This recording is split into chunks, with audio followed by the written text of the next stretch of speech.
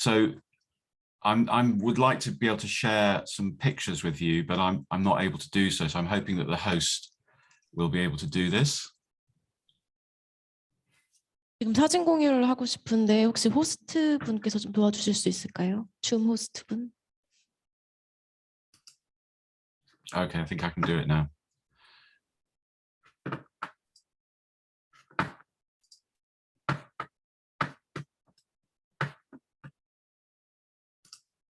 Okay, so I think you can see now the screen. Thank you very much for your patience. Sorry about that delay. It was a technology problem, but I think you can hear me now. 안녕하세요. I'm Chris Bilton from University of Warwick. And I'm going to pause so that the translator can pick up with what I'm saying. So the disappearing product describes a new challenge for the creative media industries. It describes how the dominant position of a small number of powerful digital intermediaries has threatened the position of content and content creators in the new attention economy. 네, 이제 화면 보실 수 있을 것 같습니다. 기다려주셔서 너무 감사하고요. 기술적인 문제 때문에 딜레이가 좀 있었어서 죄송하다는 말씀도 드리고 싶습니다. 저는 크리스토퍼 빌튼 박사이고요. 워릭대학교에서 문화정책연구센터 소장으로 있습니다.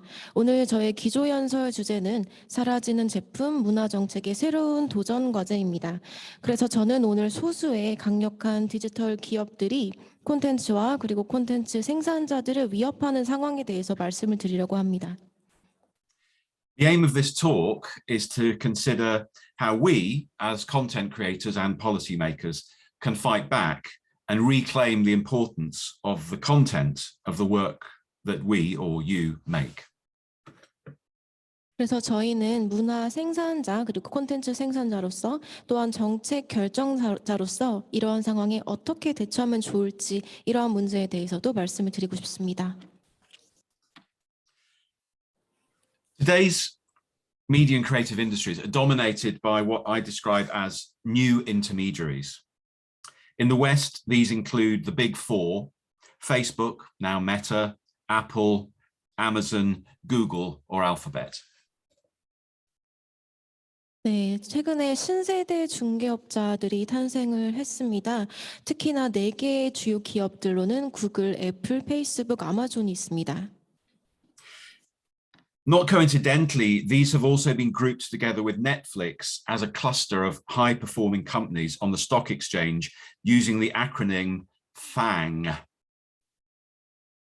그리고 넷플릭스와 같이 주식시장에서 강세를 보이는 기업들도 있는데요. 저는 이러한 기업들의 앞글자를 따서 FANG이라고 합니다.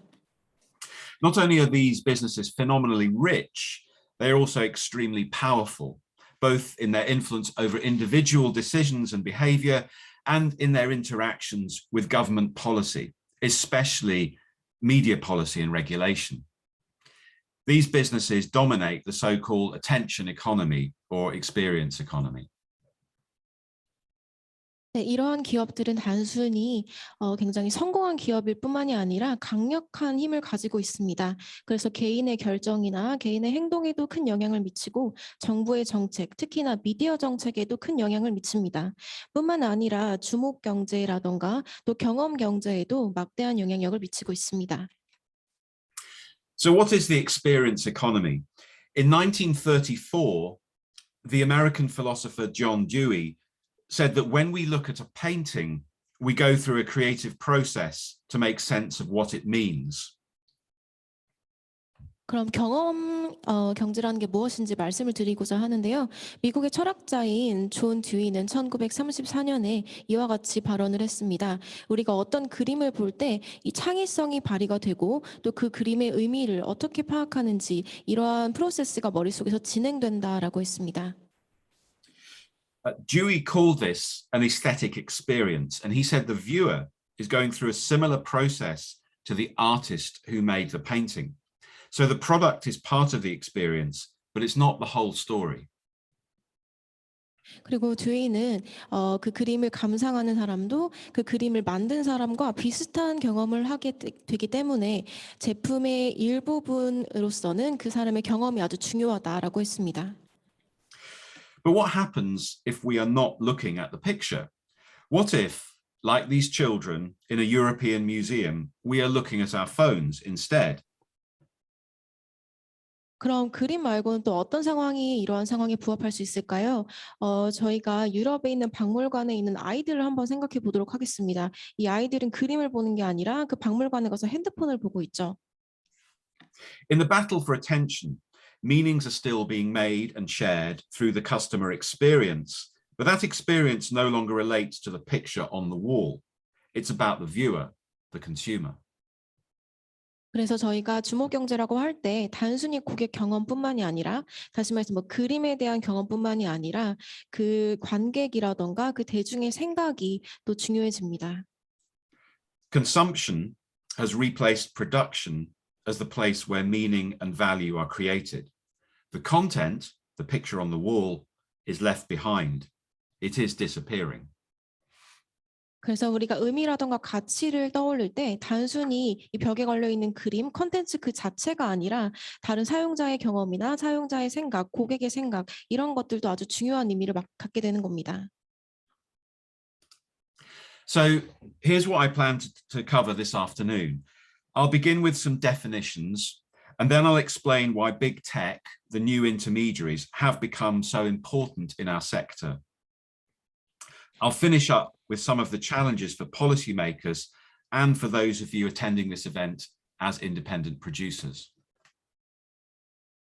저는 오늘 발표에서 먼저 여러 가지 용어에 대해서 정의를 좀 내려볼 거고요. 그리고 왜 이런 기술 대기업들이 아주 중요해졌는지 그 이유에 대해서도 다뤄볼 겁니다. 마지막으로 저희가 당면하고 있는 도전 과제에 대해서도 다뤄볼 거고요.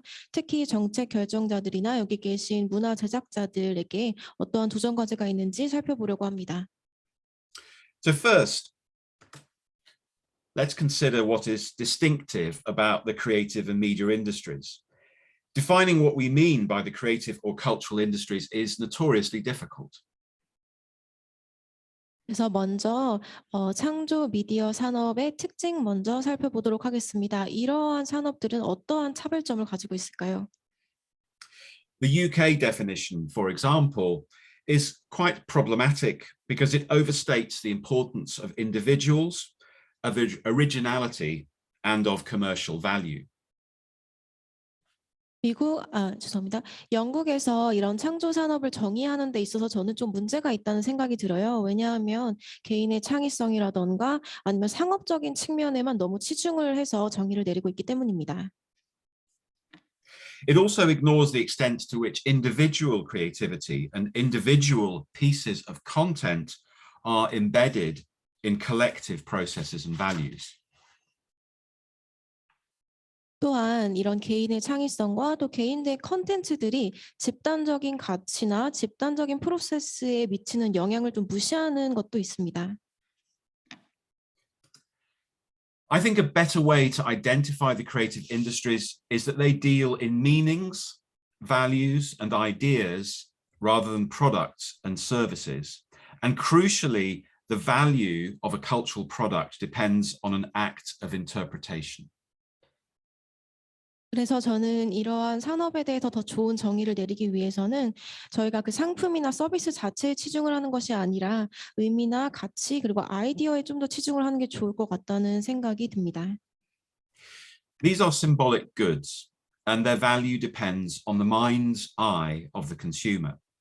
When it comes to the value of a cultural product, there is no correlation between input and output, and there is a delay in understanding how much something is worth from the point of conception, where value is highly uncertain, to the point of consumption, where value is finally revealed.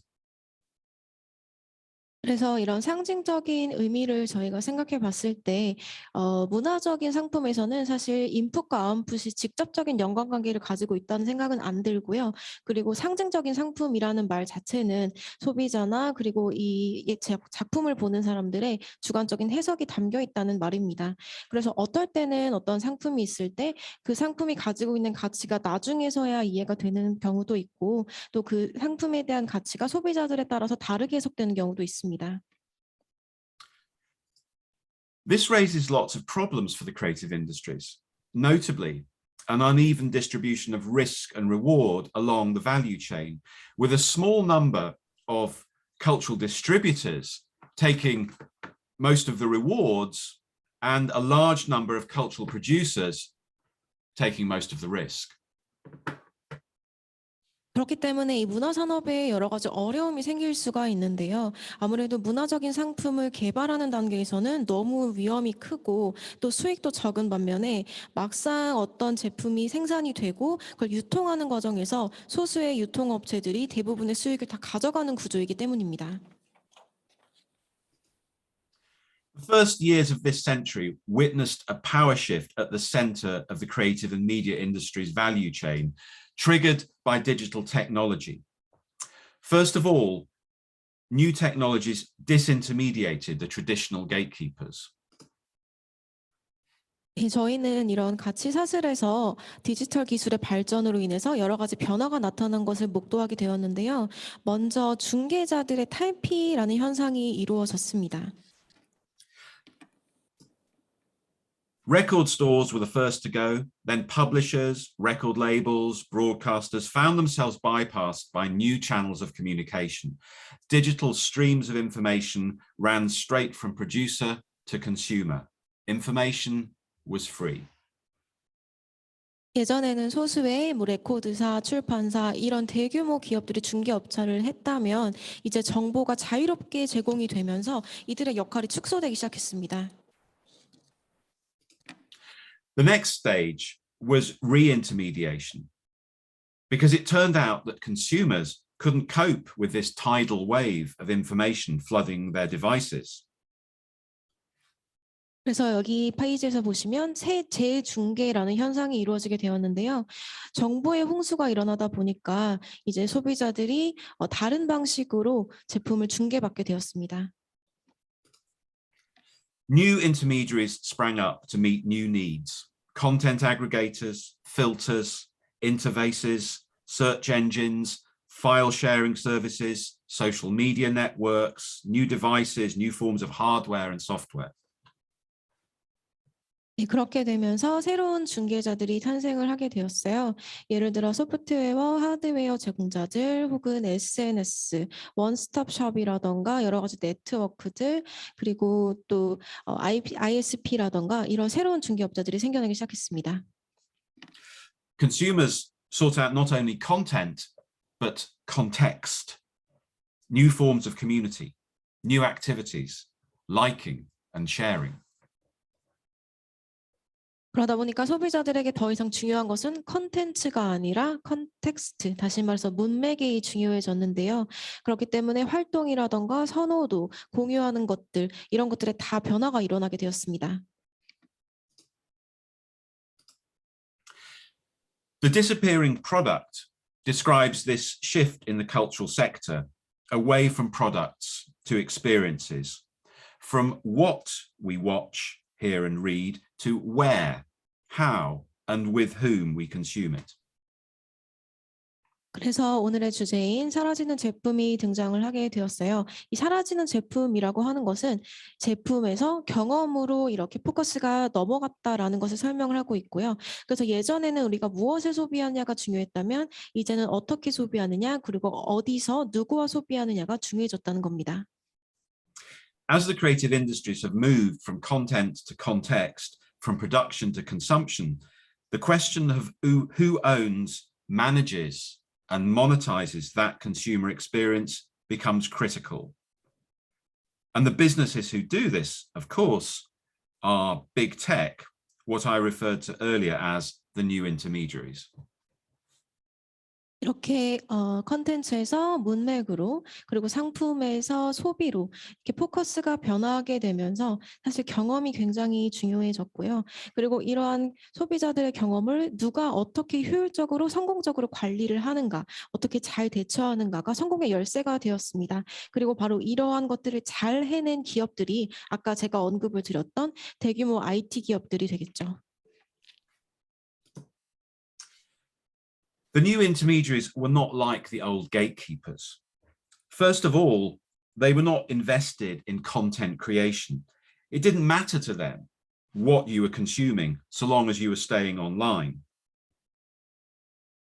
이러한 새로운 중개업자들은 기존의 중개업자들과는 큰 차이점을 보이고 있습니다. 먼저 대표적으로 이러한 새로운 중개업자들은 콘텐츠 창작에 크게 투자를 하지 않습니다. By using their interface, you were sharing your information. In the case of Apple, you were buying into a branded ecosystem of hardware and software. In the case of Amazon, you were integrating your purchasing history and preferences across every area of consumption.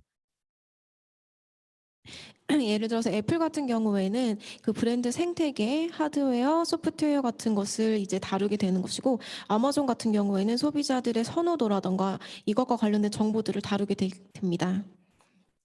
It turned out that in the new attention economy, this information was far more valuable commercially than selling content, most of which was, in any case, free.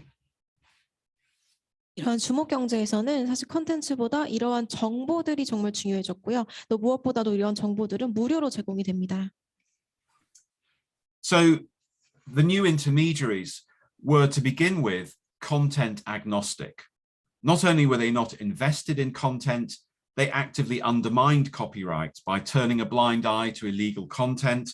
They lobbied against tighter copyright restrictions, and they persuaded artists to sacrifice earnings in return for exposure.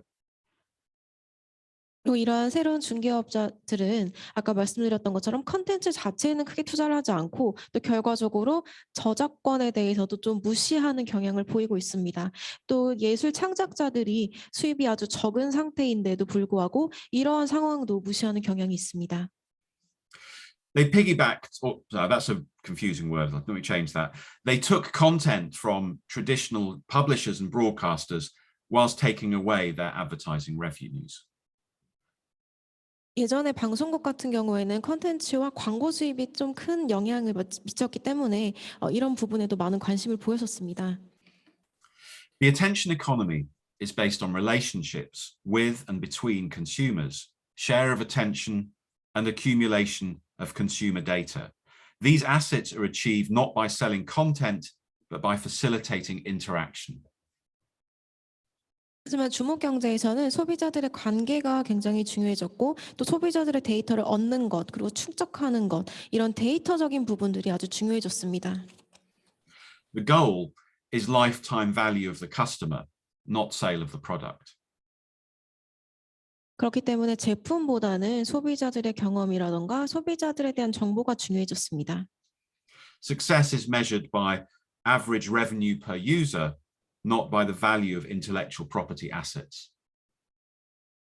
그래서 성공을 가늠하는 것이 지적재산권의 가치가 아니라 유저의 수입이라던가 그런 부분들이 더 중요해졌습니다. In the second phase, companies like Netflix and Amazon Prime use their bargaining position to produce content, backwards integrating the value chain and squeezing out competitors like traditional broadcasters. 두 번째 단계에서는 넷플릭스나 아마존 프리미엄 같은 기업들이 직접 자신들이 컨텐츠를 제작하기 시작했습니다. 저희가 이것을 후방통합이라고 부르는데요. 이전에 기존의 그런 중개업체와는 다르게 예를 들어 이전에 방송국 같은 중개업자와는 다르게 이제는 새로운 중개업자들은 자신들의 컨텐츠를 생산하게 된 겁니다. Whereas Netflix does invest in content, we could say that this is not the main purpose of its business. Its main purpose is to accumulate subscribers.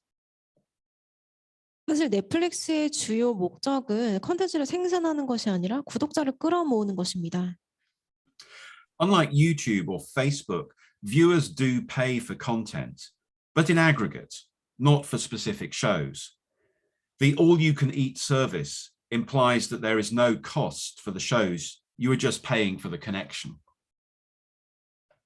유튜브라던가 페이스북과는 조금 다르게 이 넷플릭스 같은 기업에서 구독자들은 콘텐츠장 돈을 내는 것이 아니라 전체 그 서비스에 대한 연결에 대한 돈을 냅니다. The content may not be entirely free, but it is still being devalued. 콘텐츠가 무료로 제공되는 것은 아니지만 그럼에도 불구하고 그 가치는 하락했다고 볼 수가 있습니다. So Netflix is unusual. For the most part, the new intermediaries deal in free content, instant gratification at the click of a mouse. 사실 넷플릭스가 조금 특이 케이스고요. 대부분의 새로운 중개업자들은 무료 콘텐츠에 집중을 하는 경향이 있습니다. 이런 무료 콘텐츠를 위해서 클릭수를 높이고 싶어 하죠.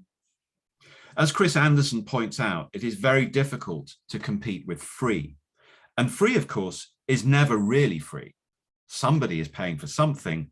They're just no longer paying for content. 그리고 어떤 전문가가 말했듯이 사실 무료로 제공되는 것과 경쟁하는 것은 굉장히 어렵다라고 볼 수가 있습니다. 그리고 사실 무료로 제공된다는 게 정말로 무료로 제공되는 것은 아닙니다. 그 이면에는 누군가의 희생이 따르게 마련이죠. Increasingly, what is being sold is not the product, but the consumer. Information about the consumer, purchasing habits, demographic profiles, these are the new commodities.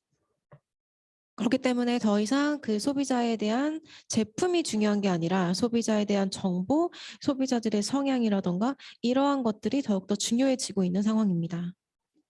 And whilst writers, musicians, performers, artists of all kind face an increasingly precarious, hand-to-mouth existence, some of these intermediary businesses have become very profitable. 그리고 뮤지션이라던가 이런 콘텐츠 제작자들 같은 아티스트들은 경제적으로 어려운 상황에 놓인 반면에 이런 신세대 중개업자들은 엄청난 부를 축적하고 있습니다. So content and content creators find themselves marginal in this new economy. Their work is undervalued. They are being cut out of the attention economy. 그래서 이런 콘텐츠 제작자들은 결국에 이런 새로운 주목 경제에서 변두리로 밀려나는 상황이 되었습니다. The challenge for them is to take back ownership over the relationships and interactions which frame their work, not just the work itself. 그렇다면 문제는 어떻게 빼앗긴 이런 주도권이라던가 그리고 빼앗긴 힘을 다시금 얻어오는 것이냐, 그리고 그런 방식으로는 서로 간의 소통이라던가 하는 부분들이 있겠죠. This is not a lost cause. Artists have certain advantages over corporations in the battle for consumer attention. Size matters, and economies of scale mean that the big intermediaries sometimes struggle to build intimacy and trust. 그리고 소비자들의 관심을 얻어오는 것이 예술가들에게는 매우 중요한 부분일 텐데요. 네, 물론 규모적인 부분에서 대기업과 경쟁하는 게 굉장히 어려울 수는 있습니다. 하지만 대기업이라고 언제나 소비자들의 신뢰를 얻고 또 관심을 얻는 것은 아닙니다. Algorithms can measure past preferences and behaviors, but do they really know the consumer? By learning from the tactics of the new intermediaries, artists can start to build their own networks and communities and can build their own routes to market. 물론 알고리즘을 활용할 수는 있긴 하지만 사실 알고리즘이 모든 걸 다 알려주는 것은 아닙니다. 소비자들의 선호도를 분석해 줄 수는 있지만 정말 그 소비자들에 대한 정보는 얻지 못할 수도 있기 때문입니다. 그래서 이런 대기업에 대항해서 예술가들은 자신만의 네트워크, 또 자신만의 커뮤니티를 활용할 수 있습니다. Holding on to the value of copyright is still important, but to negotiate from a position of strength, copyright owners also need a say in how their work is being framed, experienced, and shared. 그리고 저작권과 관련해서도 저작권을 소유하는 것이 여전히 굉장히 중요합니다. 저작권을 소유해야만 또 어떤 컨텐츠를 공유한다던가 또 경험을 선사한다던가 하는 것이 가능해지기 때문입니다. For this to happen, we need better cultural policies in infrastructure, regulation, and education. 그렇기 때문에 저희는 더 나은 정책이 인프라적으로 또 규제적으로 교육적으로 필요합니다. Until now, policies towards the creative industries have inherited a production subsidy mindset. Policymakers attempt to identify and nurture talent to support new work by offsetting production costs. 지금까지 이런 창조 산업에 대한 정부 정책의 주요한 점들은 보통은 제작에 대한 지원금 그리고 보조금 제공으로 이루어졌고요. 또 인재를 길러낸다거나 혹은 제작에 되는 비용들을 조금 상쇄해 준다거나 하는 방식으로 이루어졌습니다. But actually, whilst prototype production can be expensive and risky, This is not the biggest problem for artists and producers in the commercial creative industries. 네, 물론 생산에 드는 제작에 드는 비용이 많이 들고 또 위험성도 가지고 가야 되는 측면이 있긴 하지만 사실 예술가들이 당면한 가장 큰 문제가 바로 제작비는 아닙니다. Technologies have reduced the costs of production in film and music, for example. Ideas are cheap, and there is an oversupply of new content, new ideas, and new talent.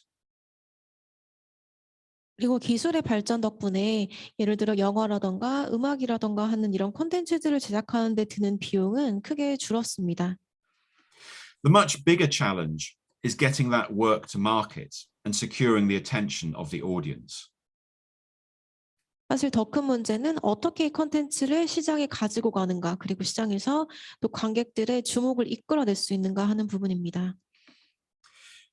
There is a role for policy here, supporting clusters and hubs where creative interactions can occur, preserving the local cultural infrastructure of small venues, studios, facilities where artists can learn their craft, building connections between core and periphery, widening the circle of opportunities.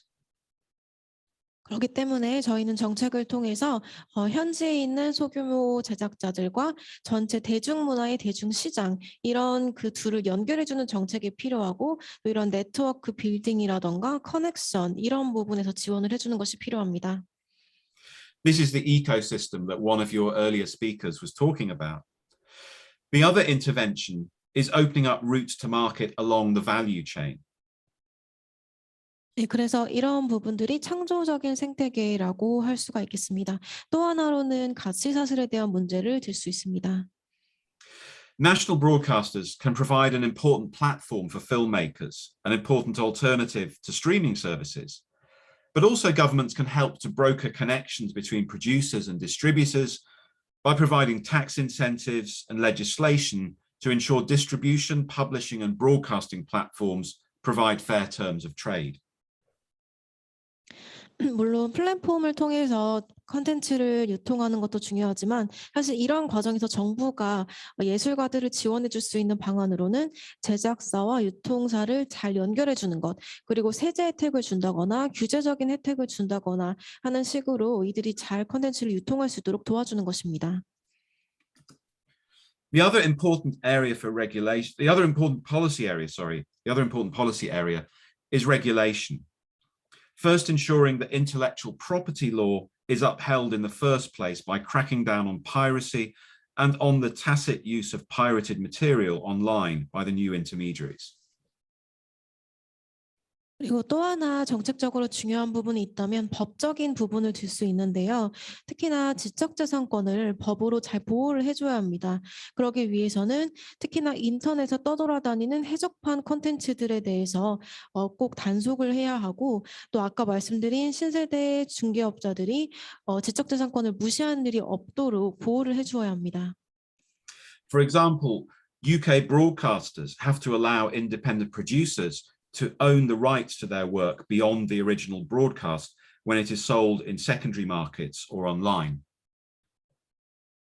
예를 들어서 영국에서는 이제 방송국들이 각 프로그램의 제작자들에게 그 제작물에 대한 권리를 줍니다. 그래서 이들이 2차 시장이라던가 온라인에 자신들이 만들어낸 콘텐츠를 팔 때 그들에게 권리를 가져갈 수 있도록 방송국에서 지원을 해줍니다. The second area for regulation is tax. We know that the big four, Apple, Amazon, Google, Meta, are very good at avoiding tax. How can an independent bookstore compete against Amazon or a record label compete against Apple when they are paying tax and Apple and Amazon are offshoring their business to low tax territories? 두 번째 규제적인 측면으로는 세금에 대한 문제를 들 수 있습니다. 아까 말씀드린 4개의 대기업들을 살펴보면 다시 말해 애플, 아마존, 구글 같은 이런 기업들은 사실 조세 회피에 굉장히 능합니다. 여러분은 그 세금을 다 내는데 이러한 대기업들은 조세 피난처로 가서 조세를 낮춰서 낸다면 어떻게 경쟁이 되겠습니까? A third intervention point is competition law. These companies have now entered the language as verbs. You don't search for something, you Google it.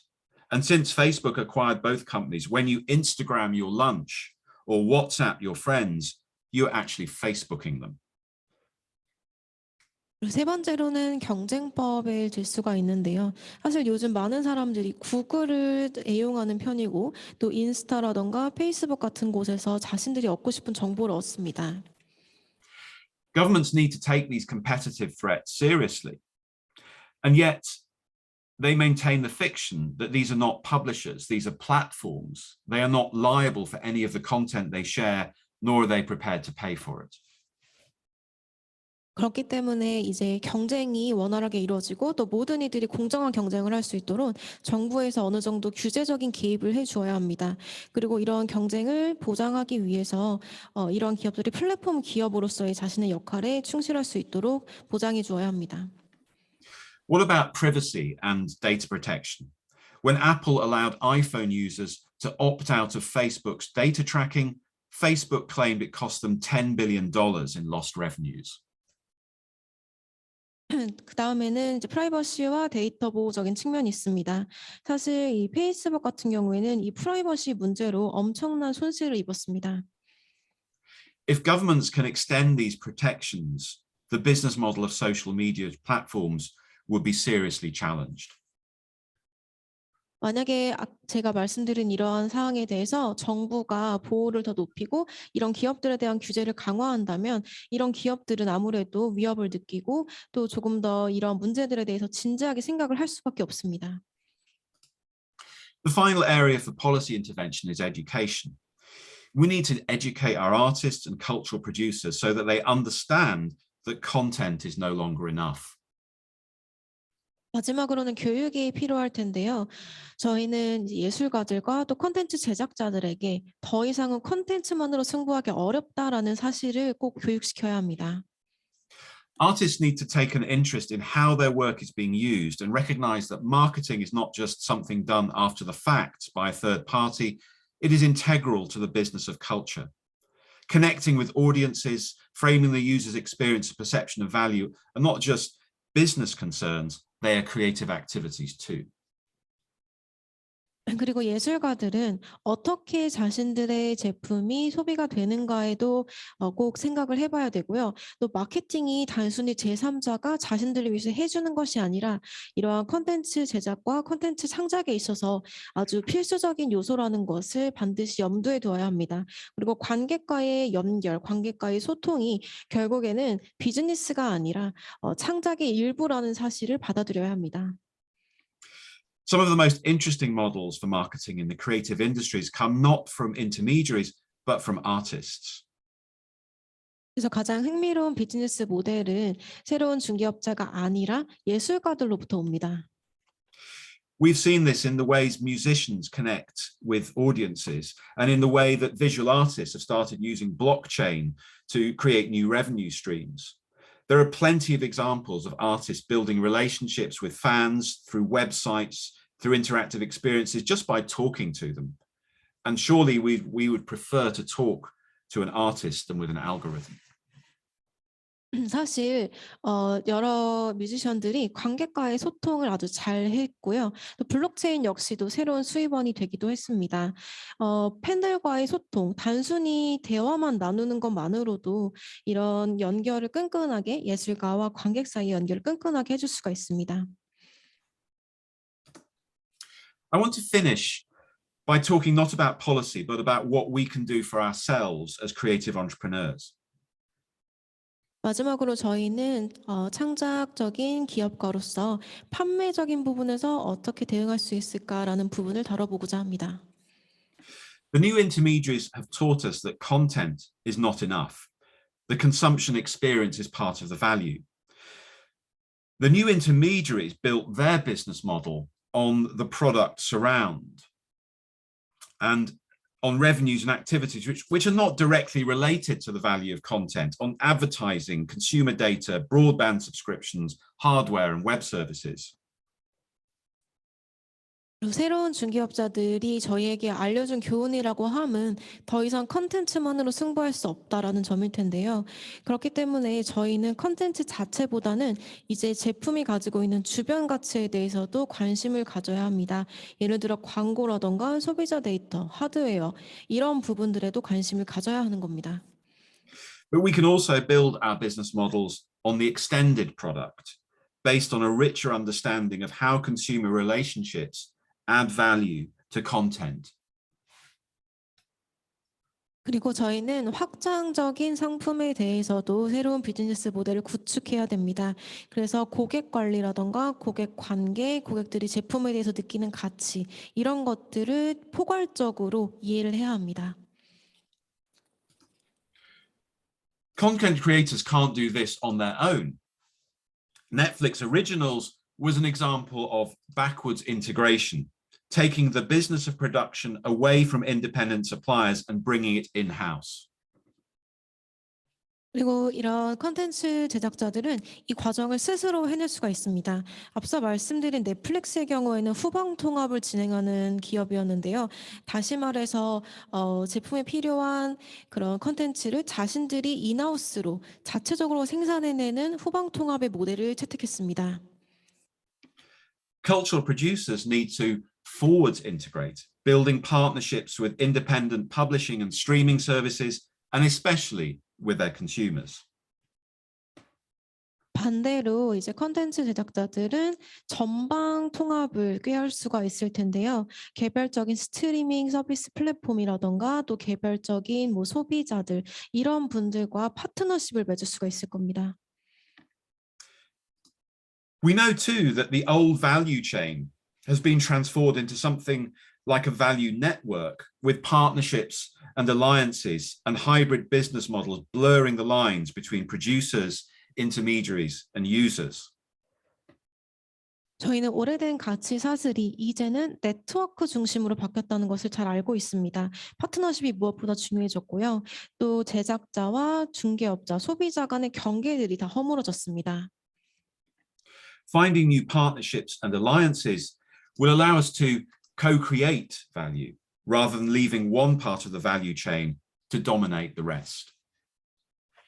그리고 새로운 파트너십 또 새로운 동맹을 통해서 저희는 가치를 공동으로 창출해낼 수가 있습니다. From now on, the only way to compete is to collaborate with other producers, with other intermediaries, especially with our consumers. 그렇기 때문에 저희는 이제 반드시 콜라보, 협력을 통해서 이런 상황을 타개해야 하겠는데요.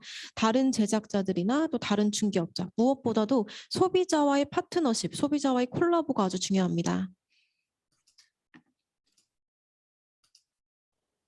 Understanding our users better, understanding how they use our products, building relationships with them will be key. 그래서 소비자들에 대한 이해도를 높이는 것, 소비자들이 우리들의 제품을 어떻게 활용하는지를 이해하는 것, 또 소비자들의 관계를 개선하는 것이 앞으로 성공의 열쇠가 될 겁니다. Because in the end, content creation is not enough. Our so-called creative industries are embedded in a culture. Our individual talents are realized through collective collaboration, and our audiences are not just passive receivers, they are active co-creators of value. 결국에 중요한 것은 콘텐츠 제작에 그치는 것이 아니라 저희 전반적인 문화 또 개인적인 재능, 콜라보레이션 이런 것들을 하나로 통합하는 것이 중요하고 관객이 단순히 수동적인 입장에서 제품을 감상하는 것이 아니라 그들도 함께 창작의 과정에 참여할 수 있다는 것을 알아야 합니다. We need to be better at building collaborative relationships. We need to think beyond content into the relationships around content. 그리고 저희는 이런 콜라보레이션을 더 강화해야 되고 또 컨텐츠 그 자체에만 국한하는 것이 아니라 컨텐츠를 넘어서 관계에 좀 더 초점을 맞출 필요가 있습니다. We need to build better collaborative relationships, especially with audiences, and we need to get smarter with our marketing.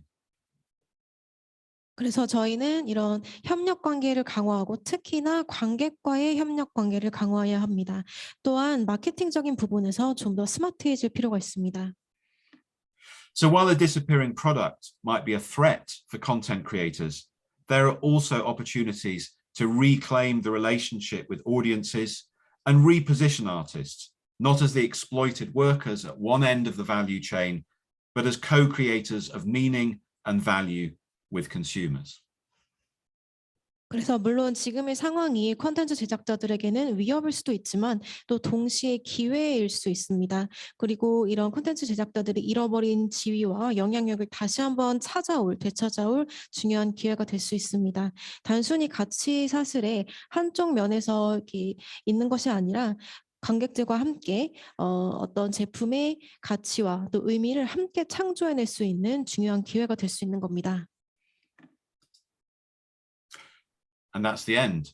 Thank you very much. 감사합니다. 네, 여기까지입니다. 감사합니다. 네, 크리스 벨튼 교수님 기존설 너무 잘 들었고요. 저 해주신 말씀들이 저희 영화 감독들이 이렇게 차 타고 다니면서 차 마시면서 술 마시면서 했던 이야기들을 굉장히 정제된 연구사의 언어로 해주신 부분들도 있었고, 또 저희가 미처 생각하지 못한 저희 너머의 미래에 대한 혹은 이미 당도한 현재에 대한 생각들도 들을 수 있었던 것 같은데요. 저희의 말이 이렇게 연구자의 언어로 번역된 것 같은, 한국어에서 영어로 번역된 게 기도 했지만 그런 기분이 들 정도로 굉장히 공감이 많이 가는 연설이었던 것 같습니다. 여기 모이신 분들 중에는 이제 창작자분들도 계시고 뭐 문화연구자분, 정책 관계자 여러분 다양한 분들이 계실 텐데요. 오늘 우리가 나누는 얘기들을 돌아가셔서 각자의 언어로 좀 더 많이 얘기하시고 또 다시 만나는 자리가 있었으면 좋겠습니다. 일단 너무 오래 기다려주셔서 감사한다는 말씀 좀 전해주시고요. 일단 크리스 벨튼 교수님은 여기서 보내드려야 될 것 같습니다. 다음 순서는 한국영화감독조합의 이사이시고 또 현업 영화 감독이신 강대규 감독님의 발제를 들어볼 텐데요. 강대규 감독님은 담보와 하모니라는 작품 연출하셨고요. 오늘의 발제 주제는 한국영화 감독은 무엇으로 먹고 사는가? 살아남아야만 만들 수 있는 영화라는 제목으로 발제를 해주시겠습니다.